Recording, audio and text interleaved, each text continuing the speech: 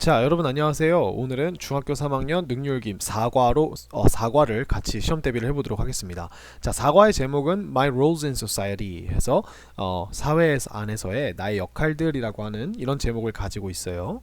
자, 그래서 우리가 처음에는 이 과에서 쓰이는 문법을 먼저 보고 이 과에 있는 내용들을 이해하기 위해 먼저 문법을 한번 같이 보도록 하겠습니다. 자, 바로 문법으로 한번 넘어가 볼까요?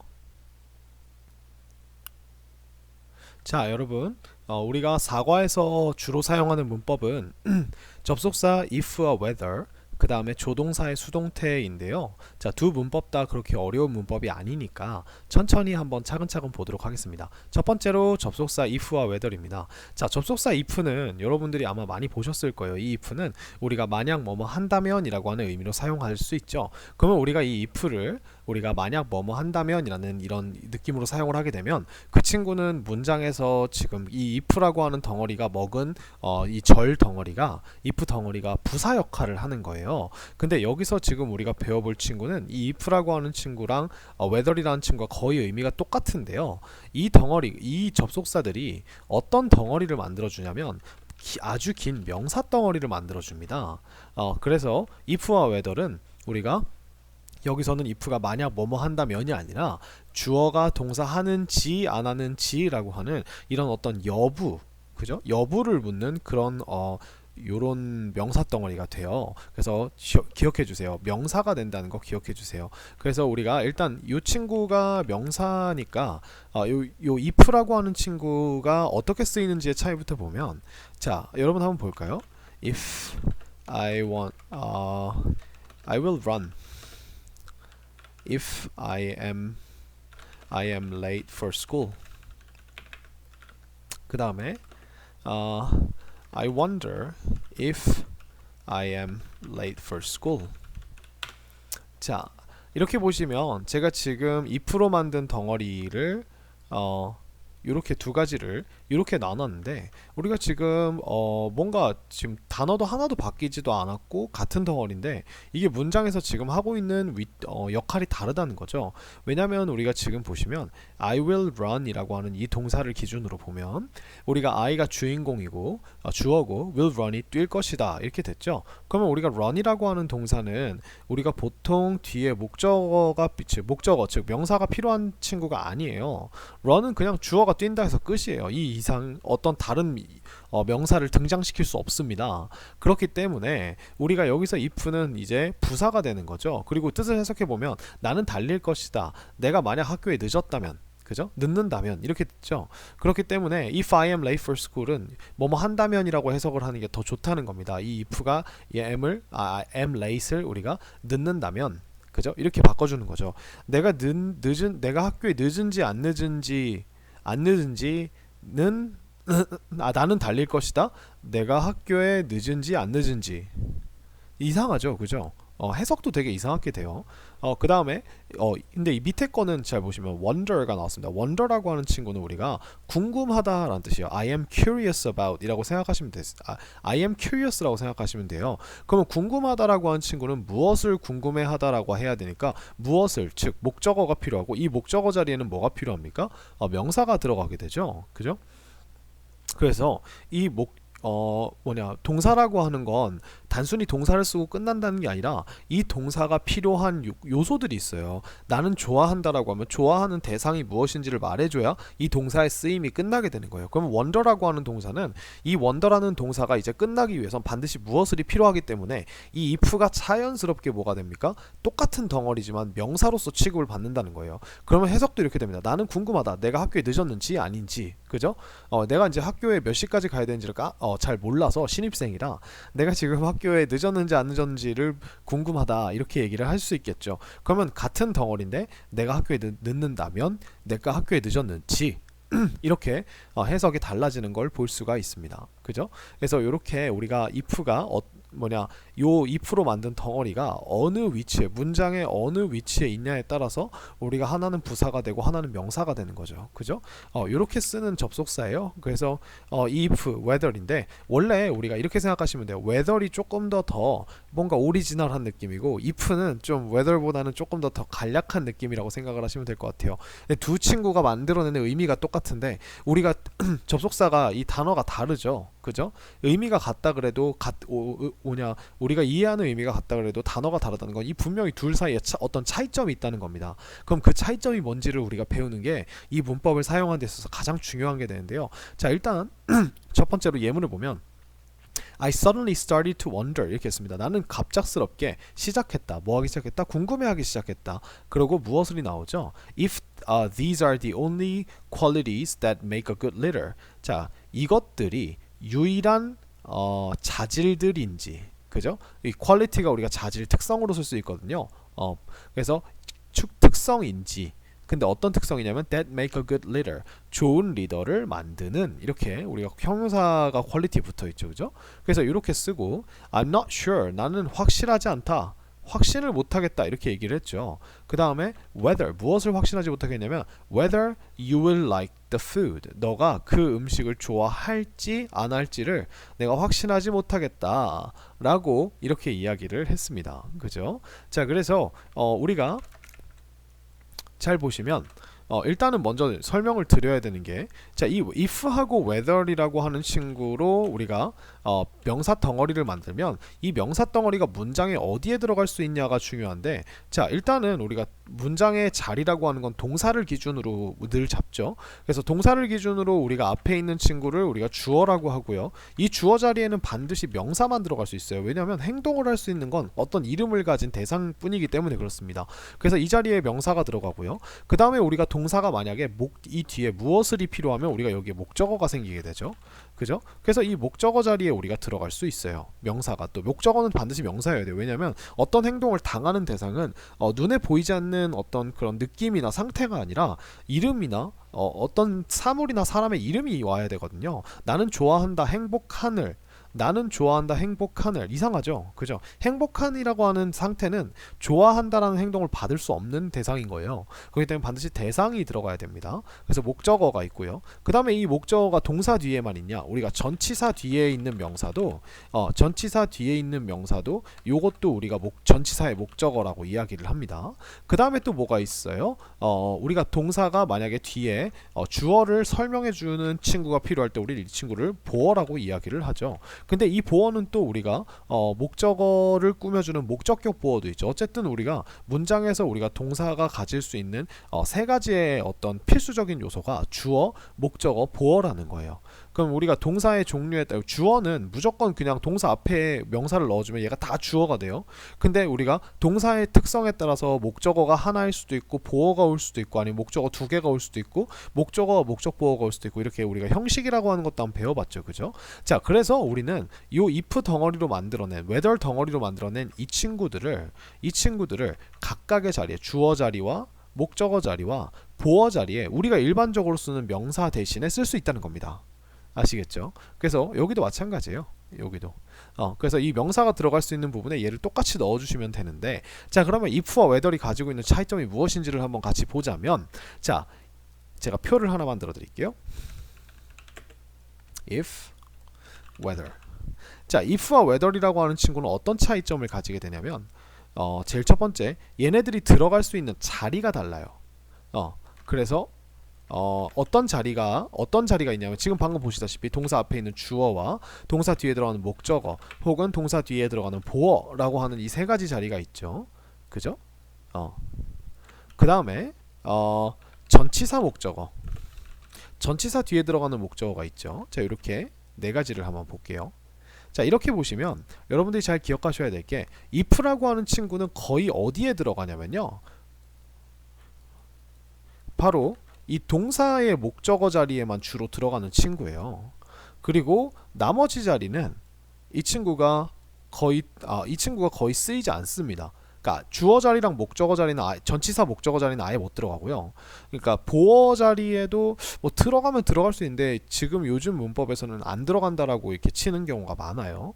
그죠? 그래서 if는 무조건 동사 뒤에, 즉 동사의 목적어로서만 이렇게 오는 친구고요. whether이라고 하는 친구는요, 다 쓸 수 있어요. 모든 자리에.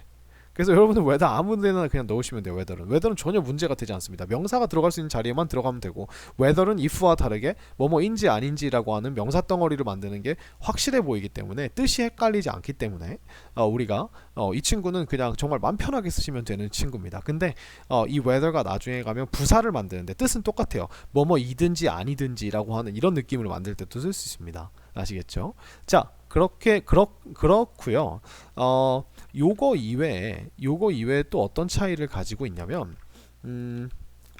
우리가 얘네가 가지고 있는 게, 이 의미가 if나 whether이 뭐 주어가 동사 하는지이기 때문에 이 뒤에 괄호를 쳐서 아닌지 그렇지 않은지라고 하는 의미를 붙여줄 수가 있어요. 그러니까 그게 원래 따라다니는 건데 굳이 쓰지 않아도 어차피 따라다니는 의미인데 속에 포함되어 있는. 근데 우리가 걔를 직접적으로 언급을 해서 or not이라고 하는 이런 친구를 붙일 수가 있는데, 자, 이 or not이라고 하는 친구를 if는 어디에만 붙일 수 있느냐? if는 우리가 if 하고서 주어 동사를 다 써준 다음에 마지막에만 이렇게 붙여줄 수가 있어요. if or not 이렇게만, 요것만 가능합니다. 근데 whether이라고 하는 친구는 whether 점점점점점점 or not 이렇게 써도 되고요. whether 다 뒤에 바로 써주고 whether or not 써주고 주어 동사를 이렇게 써줘도 돼요. 그러니까 이 or not의 위치가 달라지게 되는 거죠. if or not 이렇게는 가능합니다. 그죠? whether 점점점 or not 가능합니다. 둘 다 가능해요. 그죠? 근데 whether는 바로 뒤에다 붙일 수 있는데 if는 이렇게 붙이면, 만약에 여러분들이 if or not 점점점 이렇게 붙이잖아요. 그러면 얘는 틀리게 되는 거예요.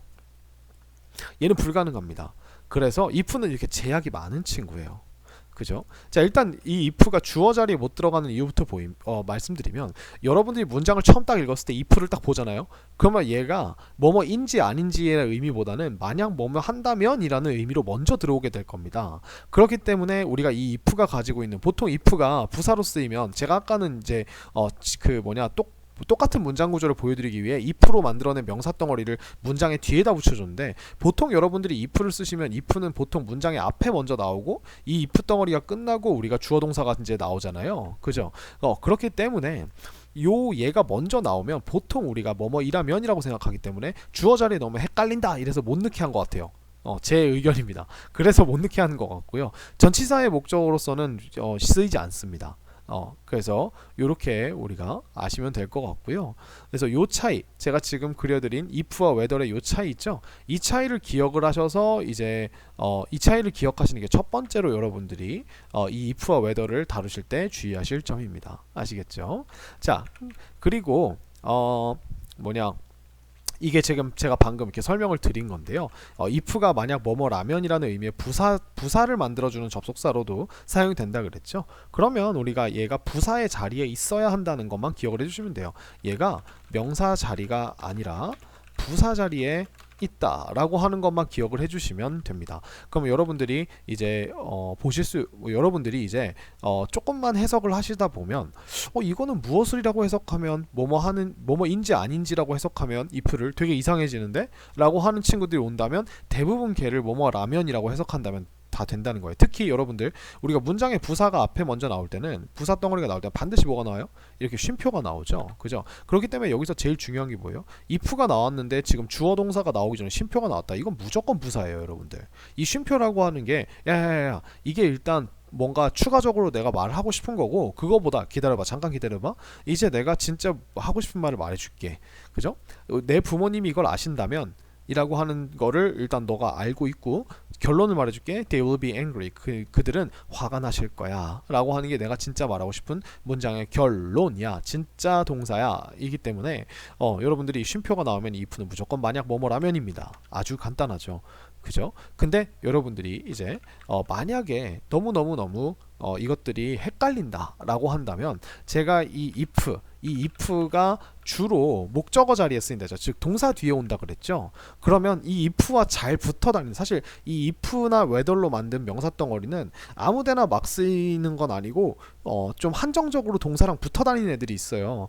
if를 목적어로 삼는 주요 동사들을 말씀드리면 우리가 가장 많이 쓰는 게 뭐냐면 wonder입니다. 첫 번째로. 이 wonder는 뭐뭐 궁금하다기 때문에, 궁금하다는 어떠한 사실을 궁금해하다보다는 뭐뭐인지 아닌지 여부를 궁금해하다가 더 맞기 때문에 이 wonder는 if와 단짝이에요. 그래서 wonder 뒤에 있는 if는 거의 무조건 이 wonder가 문장의 주 동사든 아니면 to 부정사의 동사로 뭐 to wonder 이렇게 나오든 간에 상관없습니다. wonder 뒤에 있는 if는 다 뭐뭐인지 아닌지라고 해석해 주시면 돼요. 자, 그 다음에 같이 많이 다니는 친구가 know입니다. 그래서 know도 알고 싶다니까 어떠한 사실을 알고 싶다가 아니라 뭐뭐인지 아닌지 여부를 알고 싶다라고 이렇게 얘기하기 때문에 know 다음에 if가 나오면 이것도 똑같이 목적어 자리에 들어가는 거라서 이게 뭐뭐인지 아닌지라고 하는 뜻으로 쓰이게 되고요. 그 다음에 우리가 지금 나왔던 거지, be sure 에서 보통 be not sure 해서 나는 확실하지 않다니까, 이 확실하지 않다도 뒤에 if가 나오면은 뭐뭐인지 아닌지 보통 이렇게 나오는데 요렇게 세 가지 동사를 기억을 해주시면 될 것 같아요. 거의 이 세 개하고만 같이 쓰입니다. 아시겠죠?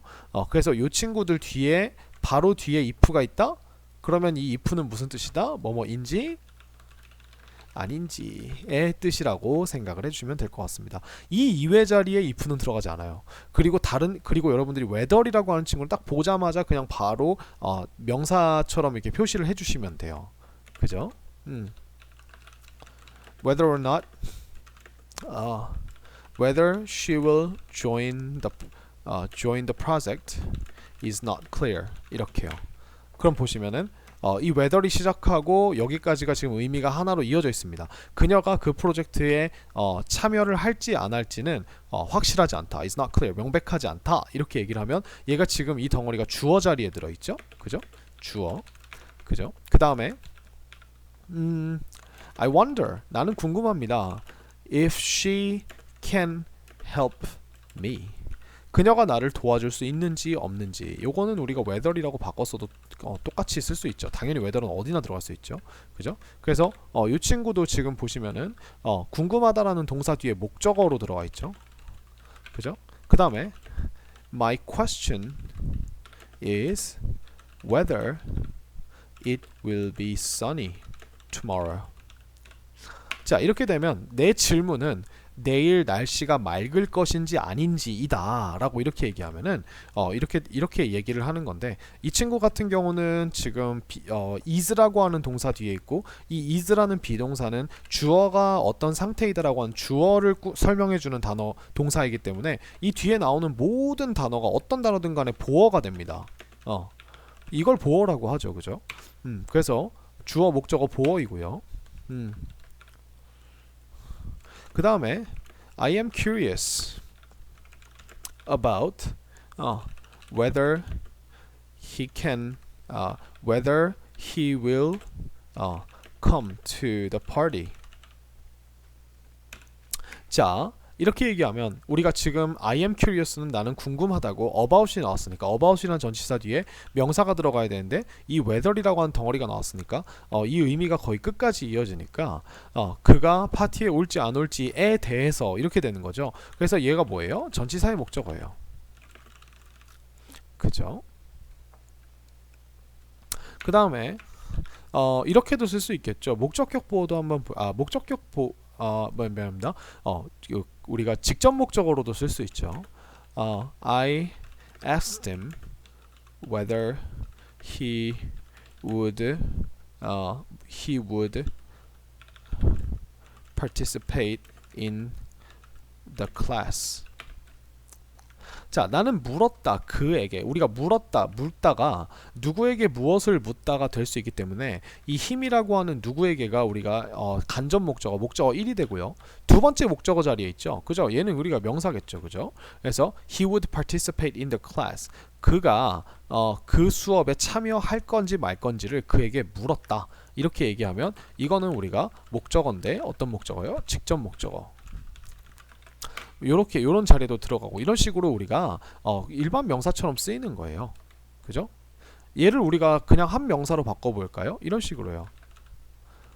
The truth is not clear. 그 진실은 명백하지 않다. 그죠? I wonder. wonder는 사실은 거의 if가 같이 나오는 친구라서 이거는 뭐 따르게 제가 변형하지 않겠습니다. My question is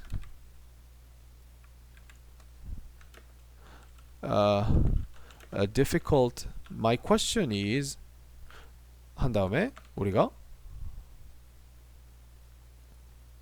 여러분 죄송합니다. 이게 그 조작 실수로 인해서 이게 쓰던 게 날아갔어서 아까 우리가 my question is 뒤에 붙어있던 이 whether 덩어리 대신에 이렇게 a spear 이렇게 넣어주면 나의 질문은 창이다 이렇게 얘기할 수 있겠죠. 그래서 뭐 너희 진실을 탐구하기 위해 모든 걸 뭐 꿰뚫어볼 창이다 뭐 이렇게 얘기할 때 우리가 뭐 이런 맥락에서 쓰자면 이 a spear라고 하는 명사 대신에 들어가도 문장이 괜찮죠. 그 다음에 I am curious about whether 그 덩어리도 우리가 그 whether 덩어리 대신에 your job 이렇게 넣어주면 이 명사 하나랑 whether이랑 지금 바꿨는데 문장이 말이 되고 의미가 되죠. 그렇기 때문에 우리가 명사라고 얘기를 하는 겁니다. 그 whether 덩어리가 I asked him a question. 나는 물었다 그에게 질문을. 그죠? 나는 물었다 그에게 그가 그 수업에 참여할지 안 할지였는데 그 참여할지 안 할지라고 하는 덩어리 대신에 이렇게 question이라고 하는 명사를 넣어줘도 여전히 우리가 문장이 성립을 하는 걸 볼 수 있죠. 그러니까 그 엄청나게 긴 whether로 만든 덩어리 하나가 그냥 문장에서 하나의 명사 덩어리 취급을 받는다는 거예요. 명사 한 개 취급을 받는다는 거죠. 그죠? 그래서 이렇게 우리가 확인을 해볼 수도 있습니다. 그죠? 그럼 이게 지금 이 if와 whether이라고 하는 친구가 사실은 끝난 거예요. 그래서 아까 제가 얘기했듯이 문장에서 주어, 목적어, 보어라고 하는 세 가지 자리에 들어갈 수 있다 그랬죠. 명사니까. 그죠? 그래서 if가 이끄는 저는 주로 목적어 역할, 즉 주로 목적어 역할, 동사 뒤에만 들어간다. 그래서 아까 제가 세 가지 동사 말씀드렸죠. wonder, 그 다음에 I am curious, 죄송합니다. I'm not sure, 그 다음에 no 이런 친구들 뒤에 들어간다는 거. 그 다음에 이제 올낫을 쓰는 방법에 대해 말씀드렸죠. 이런 식으로 우리가 if나 whether는 둘 다 문장을 다 써주고 우리가 or not 이렇게 끝에다가 if 덩어리 끝에다가 붙이는 건 다 괜찮은데 no one knows whether or not 이렇게 쓸 수 있는 거는 우리가 whether만 가능하다는 거예요. if or not 이렇게 쓰면 틀리게 된다는 거죠. 그죠? 그래서 요 차이만 조심하시면 될 것 같고요. 그 다음에 if가 이제 만약 뭐뭐라면이라고 하는 조건으로 쓰이는 부사로 쓰이는 부사 덩어리를 만들어줄 때 쓰이는 거랑 구분하실 줄 알아야 돼요. 아시겠죠? 그래서 자리를 통해 if 덩어리의 문장 내의 자리를 통해 자리를 보고 구분한다 이렇게 생각하시면 될 것 같아요. 그쵸? 그래서 주어도 아니고 목적어도 아니고 보어도 아닌 즉 해석을 해봐도 이게 뭐뭐라면이라는 해석이 너무나 알맞으면 우리는 이 if를 부사로 생각을 해주시면 된다는 겁니다. 아시겠죠? 자, 다음 문법은 조동사의 수동태인데요. 자, 조동사의 수동태라고 하는 거는 우리가 수동태를 쓸 때 수동태가 비동사 플러스 BP잖아요. 그래서 비동사 플러스 BP인데 이 비동사가 진짜 동사죠. 그렇기 때문에 우리가 비동사 앞에 조동사를 붙여줄 수 있나요, 없나요? 당연히 있죠. 그죠? 그럼 우리가 조동사 뒤에다가 수동태를 넣어주면 이렇게 된다는 거예요. 그러면 우리가 B라고 하는 친구의 원형이 B이기 때문에 조동사가 들어간 수동태는 언제나 늘 비동사가 am, is나 was, were이 아니라 조동사 뒤에 B로 있을 겁니다. 왜냐면 이게 원형이니까요. 그죠? 그 다음에 PP를 붙여주면 우리가 이 조동사 플러스 비동사 플러스 PP가 이제 당한다, 된다 라는 뜻인데 여기다가 조동사의 의미를 합쳐서 될 수 있다, 될 것이다, 돼야 한다 아니면은 뭐 될지도 모른다 라고 하는 이 조동사의 의미를 그대로 붙여서 해석을 해주시면 된다는 거예요. 엄청 쉽죠? 그러면 우리가 이렇게 우리가 복습을 하는 의미에서 여러분들 2학년 때 딱 요맘때 배웠던 수동태라고 하는 문법을 우리가 다른 강의 제가 이 능률교과서 2학년 교과서에 나오는 수동태 강의를 잠깐 보여드릴게요. 잠깐 보여드릴 테니까 복습하시고 복습하신 뒤에 우리가 이 책으로 다시 돌아오겠습니다. 자, 그럼 먼저 첫 번째 수동태부터 보겠습니다. 자, 수동태란 무엇이냐? 자, 수동태라고 하는 건 우리가 동사를 우리가 써줄 때 이 동사의 형태를 살짝 바꿔주면 우리가 보통 동사 여러분들이 문장을 표현할 때 어떻게 얘기하면 주어가 동사를 한다라고 하면 보통 주어가 그 행위의 주체 그러니까 이 행동을 하는 사람이 됩니다. 그래서 뭐 예를 들어서 뭐 I eat pizza라고 하면 영어는 기본적으로 이 eat이라고 하는 동사 앞에 있는 게 이 eat을 하는 주인공이고 그 다음에 eat의 뒤에 이 동사 뒤에 있는 사람이 보통 이 행동을 당하거나 주인공이 아닌 다른 무언가의 구성 요소가 오게 되어 있어요. 그죠? 그래서 나는 먹는다 피자를 이렇게 되어 있죠. 그러면 우리가 기본적으로 어떤 그림이 생각나냐면 나라고 하는 사람이 먹는다라는 행동을 하는데 그게 피자가 그 행동을 당한다라고 얘기를 하죠. 그래서 우리는 언제나 늘 이 행위를 하는 동사의 행위를 하는 주체자 동사 행위의 주인공, 주체자, 그러니까 주어라 그러죠. 주체자의 입장에서 우리가 이렇게 표현을 해주는데 이걸 우리가 능동태라고 합니다.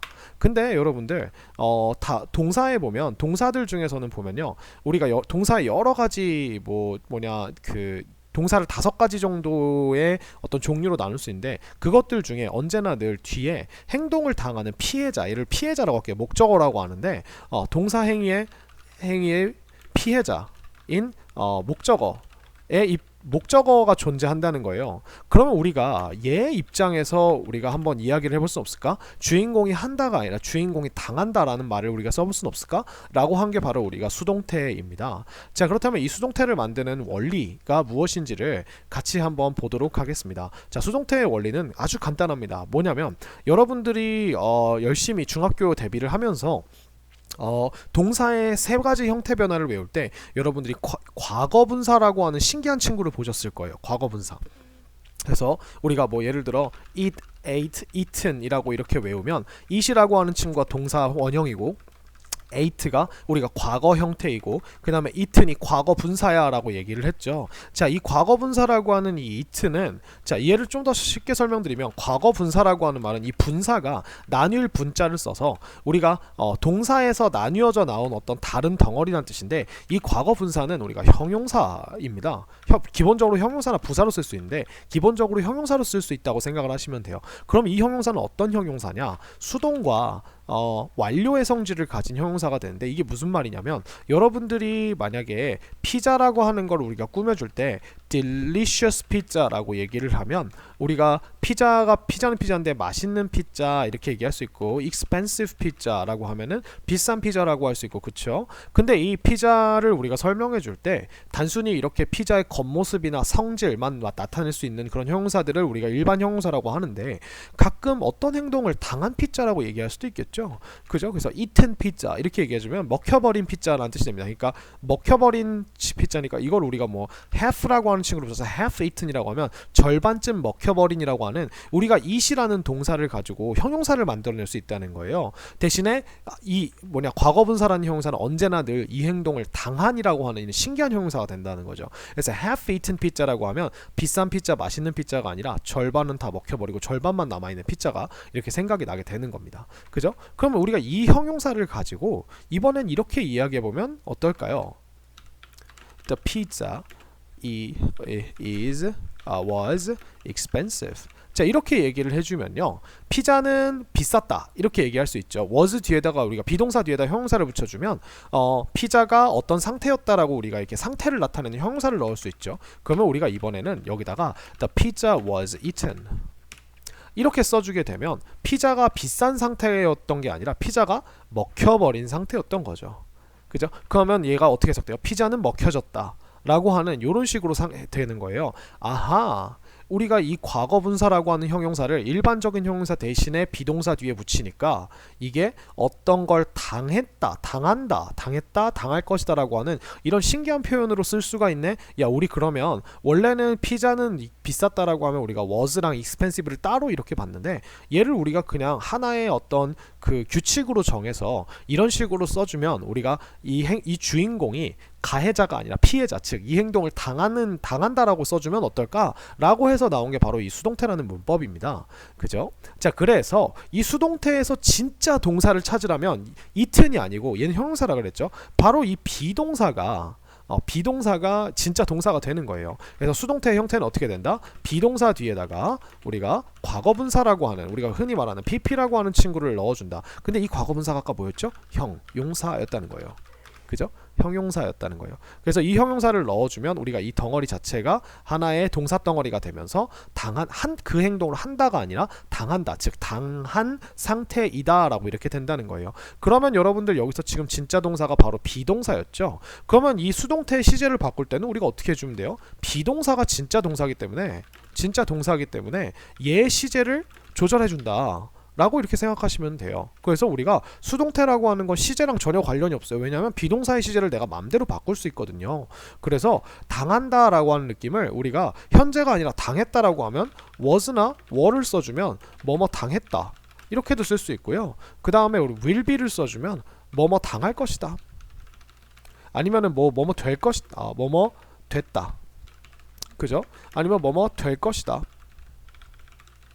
이런 식으로 우리가 쓸 수가 있는 거예요. 심지어 여기다가 우리가 현재 완료라고 하는 친구를 have been을 넣어주면 뭐뭐 되어 왔다라고 하는 되게 다양한 의미로 우리가 이렇게도 쓸 수가 있는 거죠. 그러니까 우리가 수동태는 시제가 아니기 때문에 이 비동사의 시제만 똑바로 오고 과거분사는 어차피 우리가 바꿀 수가 없어요. 얘는 동사가 아니기 때문에 형태를 바꾸는 게 아니에요. 이미 바뀌어진 애죠. 그죠? 얘는 형용사니까 내비두라는 거예요. 마치 happy처럼 그냥 내비두고 비동사의 시제만 I am happy, I was happy, I will be happy, 이걸 여러분들이 이해하신다면 the pizza is eaten, the pizza was eaten, the pizza will be eaten 이라고 하는 요 세 가지의 변화도 충분히 다 이렇게 알아들을 수가 있는 거예요. 그죠? 자, 그럼 우리 같이 한번 보도록 할까요? The city is powered by the screams 이렇게 됩니다. 자, 그 도시는 우리가 power가 전력을 공급하다예요. 근데 도시가 전력을 공급하는 게 아니고 도시가 어떤 상태냐면 전력이 공급되는 상태죠. 지금 그래서 전력을 공급받는다, 그러니까 해준다가 아니라 받는다라고 하시면 돼요. 그죠? By the screams 이렇게요. 그 비명들에 의해서 이렇게 됩니다. 자, 이런 친구고 an elephant, 한 코끼리가 was lifted up. 보시면은 우리가 lifted up이라고 하는 게 lift up이 들어올리다니까 코끼리가 들어올리는 주인공이 아니라 들어올려짐 당하는 피해자라고 하면 좀 이상하긴 한데 그게 제일 명확한 표현이더라고요. 이 행동을 당하는 피해자였다라는 겁니다. 그죠? 그러니까 예를 들어 여러분들 생각해보세요. 키스라고 하는 단어 생각해보세요. 키스가 누구에게 키스하다기 때문에 이 키스를 받는 사람이 있죠. 그죠? I was kissed. 네, 키스 받았어. 이렇게 얘기하는 거예요. 그죠? 키스 당했어. by her. 이런 식으로 쓰면 그녀에 의해서 이런 식으로 우리가 쓸 수 있는 거죠. 그죠? 그래서 이렇게 되는데 좀 더 자세히 보면 수동태라고 하는 건 우리가 지금 그러면 이 수동태를 왜 쓰냐면 이 당하는 사람 있죠. 당하는 사람의 입장을 더 강조하기 위해서 쓰는 게 수동태거든요. 그래서 수동태를 우리가 굳이 쓰면 이런 경우에 쓰는 거예요. People love Michael Jackson. 사람들은 마이클 잭슨을 사랑한다 이렇게 얘기하면 우리가 영어는 앞에 people이라고 하는 게 먼저 나오기 때문에 이 people이 먼저 인식이 되죠. 근데 있잖아요, 저는 마이클 잭슨이라고 하는 사람을 더 강조를 하고 싶어서 이 당하는 사람의 입장으로 얘기하고 싶을 때 이때 마이클 잭슨이라고 써주는 거예요. 앞에 당하는 사람, 러브를 당하는 사람. 그러면 얘가 지금 러브가 현재 시제니까 is loved라고 이렇게 바꿔줍니다. 그죠? 그 다음에 저 people은 어디로 갔냐? 사실은 그냥 쓰지 않아도 되는데 여기서 우리가 by people 이라고 이렇게 써주게 되면 이 by가 사람들 옆에서라는 느낌보다 이 사람들에 의해서라고 하는 우리가 이 행위를 한 사람들을, 이 love라는 행위를 실제로 한 사람을 이렇게 우리가 부사덩어리 by 플러스 전치사 플러스 명사라는 부사덩어리로 추가를 해줘서 이렇게 쓰게 되는 겁니다. 그럼 잘 보시면 지금 우리가 여기서는 love가 그냥 나오기 때문에 얘가 주인공이죠. 근데 이 주인공이 이 people이라고 하는 주인공이 어떻게 됐죠? by people이라고 이렇게 바뀌면서 맨 문장이 부사니까 맨 뒤로 갔죠. 그죠? 그러니까 그만큼 관심을 못 받게 되는 거예요. 그죠? 그리고 여기에 있던 마이클 잭슨이라고 하는 사람이 어디로 갔죠? 이 피해자가 마이클 잭슨이라는 주어가 되었죠. 그리고 여기서 자세히 보시면 love가 현재 시제이기 때문에 우리가 is loved라고 이렇게 된 거예요. 그럼 여기서 뭘 조심해야 한다? 시제를 조심해야 한다. 그 다음에 뭘 조심해야 한다? 마이클 잭슨이라고 하는 게 단수니까 이 비동사를 am, is 무엇을 쓸 것이냐? 라고 수일치를 조심한다. 요 두 가지를 우리가 조심해주면서 이 가져오면서 이런 식으로 우리가 문장을 바꿔주면 이게 수동태가 된다는 거죠. 그럼 이 수동태가 어떤 특징을 가지게 된다? 피해자, 즉 원래 문장의 목적어였던 친구를 강조해준다 라는 겁니다. 그 다음에 이 수동태가 좋은 점이 뭐냐면 우리가 이렇게 사람들이 마이클 잭슨을 사랑한다라고 하면 마이클 잭슨은 사랑을 받는다라고 하면 당연히 누구에게 사랑을 받겠어요? 지나가던 참새나 아니면은 뭐 강아지 이런 것들이 아닐 거잖아요. 그죠? 일반적으로 사람들한테 사랑을 받는다고 얘기를 하게 되죠. 그러면 우리가 이 by people이라고 하는 친구는 전치사 플러스 명사는 우리가 부사 덩어리가 보통 되거든요. 근데 이 부사는 재밌는 점이 문장을 완성시키기 위해서, 즉 마침표를 꼭 찍기 위해서 반드시 있어야 되는 덩어리는 아니에요. 얘는 없어도 문장에 마침표는 찍을 수 있습니다. 단 없으면 정보가 좀 덜 자세해질 뿐인 거죠. 근데 여러분 생각해보면 마이클 잭슨은 사랑을 받는다라고 하면 당연히 사람들에게 사랑을 받는 거기 때문에 우리가 이렇게 당연한 people과 같은 이런 당연한 사람들은 그러니까 들었을 때 알 수 있는 사람들은 이런 식으로 생략이 가능해요. 왜? 전치사 플러스 명사는 부사 덩어리이기 때문에 우리가 부사는 생략을 해도 문장은 완성을 시킬 수가 있거든요. 그죠? 그래서 이렇게 수동태를 쓸 때는 이렇게 누구에 의해서인지를 생략을 해도 괜찮습니다. 그죠? 그래서 이렇게 우리가 표현을 하는 게 이게 수동태라고 생각을 하시면 될 것 같아요. 그죠? 그러면 우리가 몇 가지를 같이 한번 보면 The city is powered by the screams 라고 하는 친구는 원래 문장이 뭐였냐면 The screams, 그 비명들이 power the city, 이렇게 원래 이런 문장이었다는 거예요. 그죠? 근데 그 비명들을 강조하고 싶은 게 아니라 그 도시가 내가 중점적으로 얘기하고 싶은 거라 the city를 앞으로 꺼내고 is powered 한 다음에 무엇에 의해서인지를 by로 이렇게 얘기를 해준 거죠. 그죠? 근데 여기서는 by the screams라고 하는 걸 생략해주면은 그 도시는 전원을 공급받는다라고 한 다음에 무엇에 의해서인지를 우리가 논리적으로 생각을 할 수가 없기 때문에 이 경우에는 생략을 해주면 조금 많이 정보가 부족해지겠죠. 문법적으로는 문제가 없는데 정보가 좀 부족해지고 달라지니까 이 경우에는 생략을 안 해준 겁니다. An elephant was lifted up 이라고 하면 이것도 마찬가지로 balloons가 자, 그러면 우리가 얘를 돌릴 때 was lifted up이니까 was가 과거니까 우리가 lift라고 하는 동사를 과거로 써줘야겠죠. lifted up an elephant 이렇게 되겠죠. 그쵸? 그래서 balloons lifted up elephant라고 이렇게 얘기를 해주는 겁니다. 이 문장을 지금 돌린 거예요. 그죠? 근데 여기서 이제 여기도 마찬가지입니다. 이 문장을 우리가 돌렸을 때 코끼리가 들여 올려진다라고 하는 이 표현 뒤에 by balloons라고 하는 이 친구는 우리가 당연히 생각할 수 있는 친구 아니에요. 코끼리가 뭐에 의해서 들어 올려지지? 뭐 크레인이나 지게차? 뭐 아니면 슈퍼맨? 그죠? 되게 다 너무나 우리가 상식적으로 생각할 수 있는 게 없기 때문에 이 by balloons라는 정보를 생략을 해도 문법적으로는 문제가 없지만 생략을 하게 되면 내용적으로 우리가 전달받는 게 좀 많이 달라지고 알 수가 없기 때문에 뭐에 의해서 들어졌는지 알 수가 없기 때문에 그렇기 때문에 이 친구는 아까 제가 얘기했던 것처럼 생략을 하시면 안 되는 거예요. 아시겠죠? 생략을 하면 정보가 달라지니까 잘 모르니까 그죠?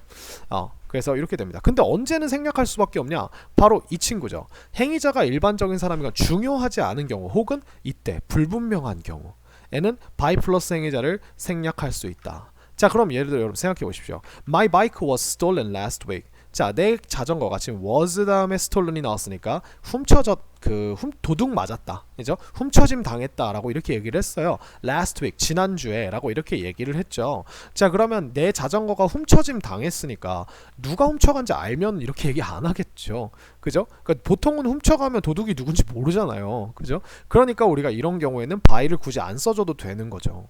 그죠? 근데 만약에 우리가 얘를 능동태로 이야기를 하려면 내가 누군지 모르는데 행위자가 stole my bike 이렇게 쓸 수밖에 없다는 거죠. 이런 상황에는 능동 표현 자체가 조금 무리가 있어요. 아니면 우리가 굳이 써주자면 누군가가 라고 쓰면은 우리가 someone stole my bike 라고 이렇게 얘기를 하겠죠. 근데 우리가 굳이 이렇게 써줄 필요가 없다는 거죠. 그쵸? 그래서 우리가 행위자가 someone, somebody거나 아니면은 a person이거나 people일 경우에는 수동태로 바꿨을 땐 얘를 생략해줘도 충분히 알 수 있는 경우가 많다는 거예요. 아시겠죠? 그리고 요런 것도 있겠죠. 예를 들어서 Eiffel Tower was built in 연도. 선생님이 에펠타워가 몇 년도에 지어졌는지 까먹었는데 이렇게 우리가 에펠타워는 몇 년도에 지어졌다 뭐 땡땡땡땡 뭐 대충 이렇게 그냥 뭐 이렇게 해볼게요. 뭐 1800년도 이렇게 써볼게요. 그죠? 1800년도에 지어졌다라고 이렇게 얘기를 하면 도대체 누구에 의해서 지어졌지? 라고 이렇게 얘기했을 때 by 뒤에 누구에 의해서 이제 지어진지 모르잖아요. 그럼 우리가 이럴 때 과감하게 생략을 하고 이렇게 쓸 수가 있는 거예요. 근데 누가 에펠타워를 지었다라고 이런 식으로 우리가 능동태로 얘기를 하게 되면 우리가 내가 주어를 모르는데 어떡하지? 에이 몰라 그냥 동사만 써. built Eiffel Tower. 그죠? 이렇게 된다는 거예요. 그럼 우리가 이 문장 자체가 말이 안 돼요. 왜냐면 우리가 설명을 할 때 뭐뭐 하다라고 설명을 할 때는 반드시 동사 앞에 영어는 주어가 있어줘야 되는데 주어가 뭐 없잖아요. 그죠?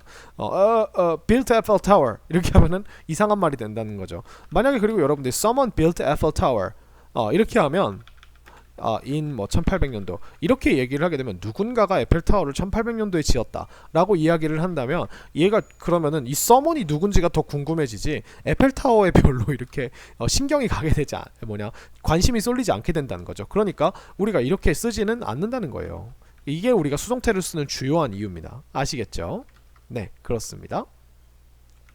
그래서 선생님이 아까 얘기했던 것처럼 수동태는 비동사 플러스 pp인데 비동사가 진짜 동사이기 때문에 이런 식으로 우리가 시제 표현도 다 가능하다는 거예요. 심지어 나중에는 완료 시제도 우리가 쓸 수 있어요. 현재 완료 시제로 쓰게 되면 이게 have been 플러스 과거분사 이렇게 되고요. 그러면 우리가 현재 완료라고 하는 시제를 보면서 뭐뭐 해왔다, 뭐뭐 되어왔다라고 이렇게 우리가 쓸 수도 있는 거죠. 그죠? 그래서 this table was 만들어졌다라고 이렇게 얘기하고 싶어요. 그러면 만들어진이라는 형용사를 여기다 넣어주기만 돼요. 그러면 우리가 시제는 얘가 표현해줬으니까 우리가 was 했으니까 만들어진이라고 하는 created 혹은 made 이런 식의 단어들이 들어가게 되면 되겠죠. 그죠?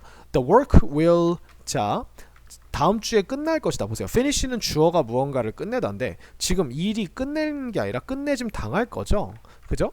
그래서 우리가 여기 보니까 will 다음에 finished 사이에 뭐가 있어야 돼요? be라고 하는 이 will 뒤에 오는 동사 원형이 필요하네. 비동사 원형이. 그죠? Those flowers are watered. 자, water가 우리가 동사로 쓰면은 물이 아니라 물을 주다라고 이렇게 쓸 수 있죠. 그러면 꽃이 물을 주는 게 아니라 꽃이 물을 줌을 받죠. 그쵸? 물이 뿌려진다. 그러니까 선생님이 나왔으니까 이 사람이 바로 하는 행위자일 테니까 선생님에 의해서라고 하는 의미를 만들어줄 수 있는 전치사 by를 넣어줍시다. 그죠? 이렇게 하면 우리가 수동태에 대한 설명이 끝납니다. 그래서 수동태는 다시 한번 뭐다? 일반적으로 우리가 쓰는 능동태 문장, 즉 주인공이 어떤 행동을 하고 그거를 당하는 피해자가 있어요. 이렇게 쓰는 우리가 문장을 쓰는 게 아니라 이 피해자의 입장에서 피해자를 앞으로 끌어내서 얘가 이 피해자가 당해요. 그죠? 비동사 넣어서 당해요. 그럼 누구에 의해서 이런 식으로 바꿔주는 문장이다. 그래서 당하는 사람의 입장을 더 많이 보여주는 것이 이 수동태라는 문법의 요점이다. 그죠? 강조를 해주는 것이. 왜냐하면 말은 먼저 나오는 것에 관심이 쏠리기 때문이죠. 그죠? 그래서 이런 게 바로 수동태입니다. 자, 그럼 다음으로 넘어가 볼까요? 자, 여러분, 잘 보셨나요? 간만에 보니까 수동태가 어떤 건지 잘 생각이 나시겠죠, 그죠? 자, 그러면 우리가 아까 말씀드렸듯이 선생님이 말했듯이 언제나 조동사 뒤에는 비동사가 원형으로 오기 때문에 이런 식으로 오게 됩니다. I don't think 나는 생각하지 않아. 뭐라고 생각하지 않으면 a person like me 나 같은 사람이 can be called a leader. 자, can be called 이렇게 나왔어요. 그러니까 불려진다 해서 불려질 수 있다 이렇게 되겠죠. 리더로서 불려질 수 있다라고 나는 생각하지 않는다 이렇게 되는 거예요. They can be seen only by wise people. 자, 보세요. can be seen 우리가 is seen이라고 하면 그것들은 보여진다. 그러니까 보이게 된다는 보임 당한다는 뜻이죠. 근데 우리가 can be seen이라고 나왔으니까 이게 보여질 수 있다. 그죠? 누구에 의해만 목격될 수 있냐면 현명한 사람들에 의해서만 이렇게 됐죠. 그죠? 이렇게 우리가 조동사의 의미를 넣어주시면 돼요. He should repair the bike immediately. 자, 보세요. The bike should be repaired. 그러면 어떻게 돼요? 고쳐진다가 아니라 고쳐져야만 한다 이렇게 되는 거예요. Immediately, 즉시. By him, 그에 의해서 이렇게 되는 거죠. 자, 부정문 굉장히 간단합니다. 조동사 뒤에다 not을 붙여주시면 되죠. 그죠?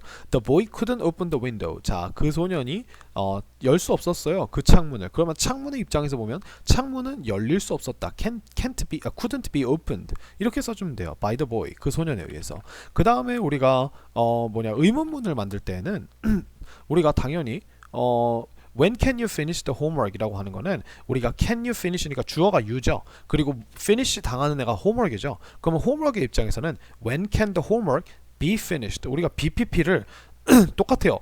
우리가 조동사 조동사 다음에 BPP가 나온다고 하면 조동사가 더 앞선 친구이기 때문에 의미에서 이 조동사를 앞으로 꺼내는 조동사 의문문을 그냥 이렇게 만들어 주시면 됩니다. 대신에 B는 그대로 B 자리에 이렇게 냅두는 거예요. 그죠? 이렇게 만들면 엄청 쉽죠. 그래서 별로 다를 게 없어요. 조동사가 들어가는 게 오히려 쉽습니다. 왜냐하면 수동태를 만들 때 우리가 좀 헷갈릴 수 있는 게 뭐냐면 비동사는 언제나 늘 주어에 따라서 자신의 모양을 바꿔줘야 되기 때문에 만약에 우리가 원래 문장의 주어가 복수고 그 다음에 당하는 목적어가 피해자가 단수일 경우에는 얘를 이 목적어를 앞으로 꺼냈을 때 얘가 단수가 되기 때문에 갑자기 여기가 is나 is나 was 같은 단수 동사가 와야 돼요. 그죠? 그래서 이렇게 수를 일처시켜 주는 거를 고민해야 되는데 조동사는 그럴 필요가 없다는 거죠. 그죠? 자, 조금 더 우리가 그러면 다양한 조동사를 가진 예문들을 좀 보자면 이런 것들이 있죠. 예를 들어서 he's going to fix the computer 이렇게 생각해 봅시다. 그러면 우리가 여기서 지금 이 is going to fix라고 하는 친구 이렇게 있죠. 그러면 우리가 지금 is going to라고 하는 be going to라고 하는 그 짝퉁 조동사를 사용을 한 거예요. 그는 컴퓨터를 고칠 예정이다. 그럼 컴퓨터 입장에서 생각해 보면 the computer 여기다가 조동사니까 그대로 붙여주는 거예요. is going to 그 다음에 이 뒤에를 어떻게 해요? be fixed 이렇게 써주는 겁니다. 누구에 의해서 by him 이렇게 써주는 거죠. 그러면 우리가 잘 보시면 be going to는 전혀 변하지 않아요. 그냥 그대로 컴퓨터도 우리가 3인칭 단수니까 is를 써주고 is going to 이렇게 씁니다. 그 다음에 여기 뒤에다가 할 예정이다가 아니라 될 예정이다라고 만들어줘야 되니까 be fixed라고 이렇게 써주는 거예요. 그럼 이 fix만 요 fix 덩어리만 우리가 지금 어떻게 변했죠? be fixed라고 이렇게 변했죠. 그죠? 그래서 이렇게도 우리가 쓸 수 있습니다. She's able to use the machine. 그러면 이것도 마찬가지겠죠. The machine is able to be used by her. 이렇게 되겠죠. 그러니까 be able to도 마찬가지예요. be able to라고 하는 친구도 우리가 조동사 can이랑 똑같은 뜻이기 때문에 이 use를 잘 보면 be able to는 그대로 있고 use만 be used로 이렇게 바꿔주시는 거예요. 그죠? 그래서 짝퉁 조동사들도 똑같이 응용을 할 수 있다는 거. 그 기계는 사용될 수 있습니다. 그녀에 의해서. 그죠? 이렇게 쓴다는 거 기억을 해주시면 될 것 같아요. 어때요? 굉장히 쉽죠? 그죠? 그래서 수동태를 쓰는 이유나 이런 것들은 이제 앞에 설명해서 했기 때문에 더 추가적으로 설명하지 않겠습니다. 그래서 문법은 여기까지 강의를 하겠고요. 여기에 대해서 더 궁금한 점이 있으면 저한테 언제나 와서 물어봐 주시면 되겠습니다. 여러분 수고 많으셨습니다.